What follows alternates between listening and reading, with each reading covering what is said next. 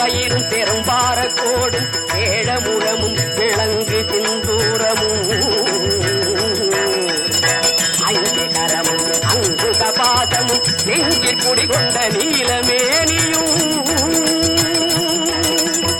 நான்கவாயும் நாலிரு புயமும் மூன்று கண்ணும் மதச்சுவடும் இரண்டு செவியும் இலங்கு பொன்முடியும் இரண்டமும் புரிநூல் திகழொளி மார்பும்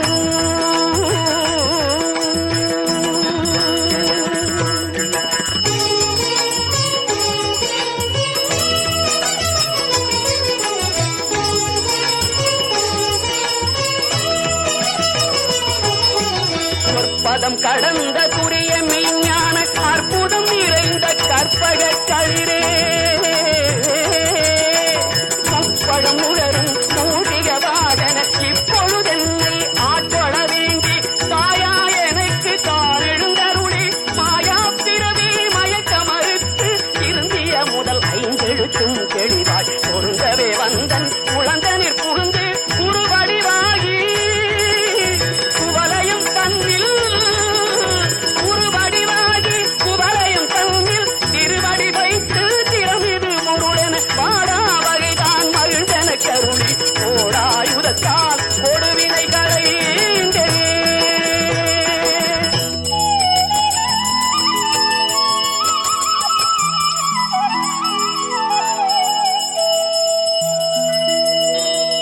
வட்டா உபதேசம் புகட்டி என் செவியில் செவிட்டாத ஞான தெளிவையும் காட்டி ஐம்புலன் தன்னை அடக்கும் உபாயம் என்பொரு கருணை எனிதன கருளி கருவிகள் ஒடுங்கும் கருத்தினை அறிவித்து இருவினை தன்னை அறுத்திருள் கடிந்து தலமொரு நான்கும் தந்தன கருளி பலமுறு மூன்று மயக்க மறுத்து 9 வாயில் ஒரு மந்திரத்தால் ஐம்புல கதவை அடைப்பதும் காட்டி ஆராதார தங்குட நிலையும் பேராரிருத்து பேச்சுரையறுத்து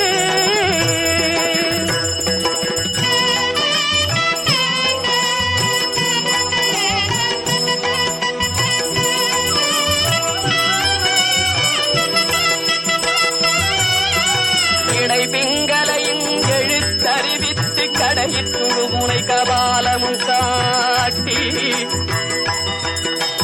3 மண்டலத்தின் முட்டிய தூணின் 4 பாம்பின் நாவில் உணர்த்தி குண்டலியதனில் கூடிய சபையில் விண்டழு மந்திரம் வெளிப்பட உரைத்து மூலாதாரத்தின் 3 கடலை காரால் எழுப்பும் கருத்தறிவித்தே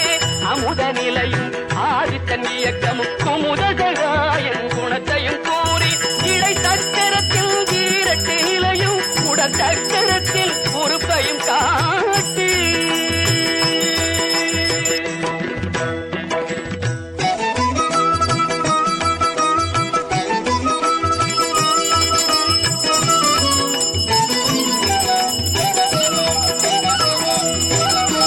கண்முக தூலமும் சதுர்முக சூற்றமும் எண்முகமாக இனிதன கருளி புரியட்ட காயம் புலப்பட எனக்கு தெரியட்டு நிலையில் தெரிசனப்படுத்தி கருத்தினில் கபால